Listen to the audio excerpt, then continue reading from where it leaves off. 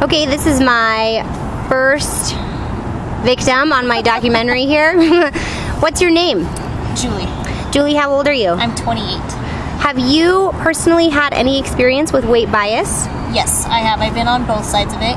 When I was about 35 pounds heavier, there would be certain situations where I would be out and people would offer, say something, I would automatically get like a smaller piece of cake at a barbecue versus, someone else who was given a bigger one.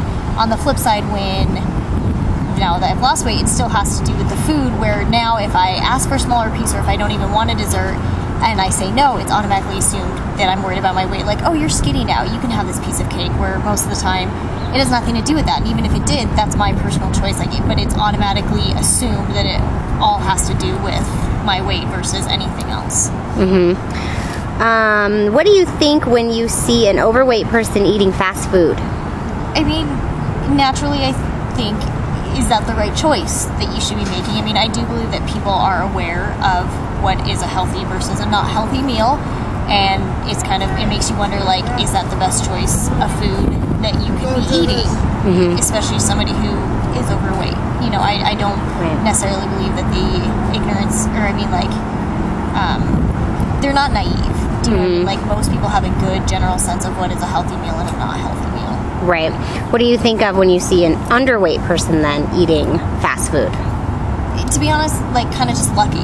And I relate it back to me putting it all on weight. I know how I would react, my body would react if I ate a cheeseburger and fries, and to see a very skinny person eating cheeseburger and fries, my automatic conclusion is, well, geez, they're lucky. That must be nice. That must be nice that they could do that. Right. I don't really think anything farther than that as an initial reaction. Okay. Do you think society contributes to weight bias? 100%. Both ways.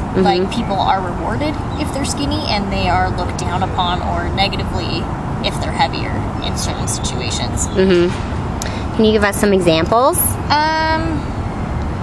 Well, for example, in TV, when you see the clothing commercials, it's always people who are thinner. They're smaller sizes, and they're always laughing and that they're happy. I mean, you don't really see someone who would wear a double XL for a summer dress being promoted. You see it in movies all the time, where funny, if you're overweight, it's being equated to being funny. Like in the movie Ted we just saw, there was a kid who was probably 12 or 13 and was overweight, and he was cast that way, and one of the lines in the movie was, oh, I can't see you, but I can hear the fat kid running, and I bet it looks funny. So that kind of thing, that perpetuates that by being overweight, you can be funny, but it's also in a negative, you're being teased. Right.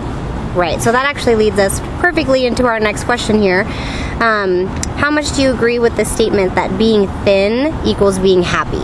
I think that it's placed on us through society and even just ourselves as a whole, because it always is if you just lose all this weight, then you'll be happy. There's no other factors contributing to it. That the main, for lack of a better word, weight is placed on someone's weight. And that the thinner you are, the happier you are, because, you can fit into the skinnier clothes, or you can eat whatever you want, or, people just look at you with a more favorable opinion. Okay, thanks, Julie. You're welcome.